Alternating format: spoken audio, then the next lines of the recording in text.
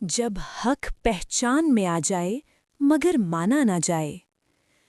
الذین آتیناہم الکتاب یعرفونہ کما یعرفون ابناءہم وَإِنَّ فَرِيقًا مِّنْهُمْ لَيَكْتُمُونَ الْحَقَّ وَهُمْ يَعْلَمُونَ۔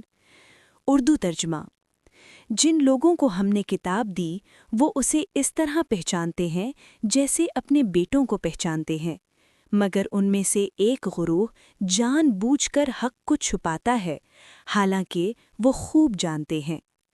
بسم اللہ الرحمن الرحیم۔ یہ آیت قرآن کی ان آیات میں سے ہے جو انسان کے علم پر نہیں، نیت پر دستک دیتی ہے۔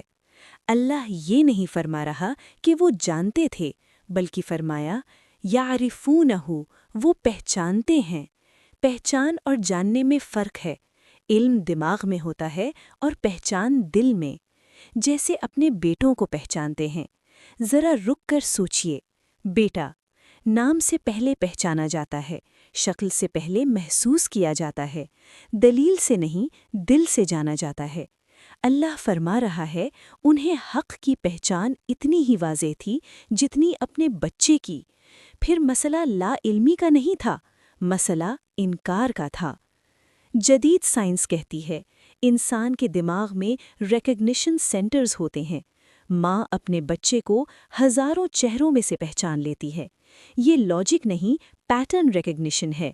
قرآن اسی انسانی جبلت کو دلیل بنا رہا ہے کہ جب حق سامنے آئے تو روح اسے پہچان لیتی ہے، انکار صرف ایگو کرتا ہے۔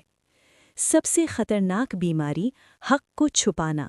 لَيَكْتُمُونَ الْحَقَّ وَهُمْ يَعْلَمُونَ۔ یہ وہ مقام ہے جہاں علم گناہ بن جاتا ہے۔ نہ جاننا عذر ہو سکتا ہے، جان کر چھپانا جرم ہے۔ یہ آیت ہمیں یہ نہیں بتاتی کہ وہ لوگ کیسے تھے، بلکہ یہ پوچھتی ہے کہ تم جو جانتے ہو کیا اس پر گواہی بھی دیتے ہو؟ یہ آیت آج کس سے بات کرتی ہے؟ ہر اس شخص سے جو حق پہچانتا ہے مگر خاموش ہے، جو قرآن سمجھتا ہے مگر بدلتا نہیں، جو سچ جانتا ہے مگر سہولت کو ترجیح دیتا ہے۔ یہ آیت علماء کے لیے بھی ہے اور طالب علموں کے لیے بھی، اور ہر اس شخص کے لیے جسے حق نظر آ چکا ہے۔ خلاصہ، قرآن کہتا ہے تم نے حق کو پہچان لیا۔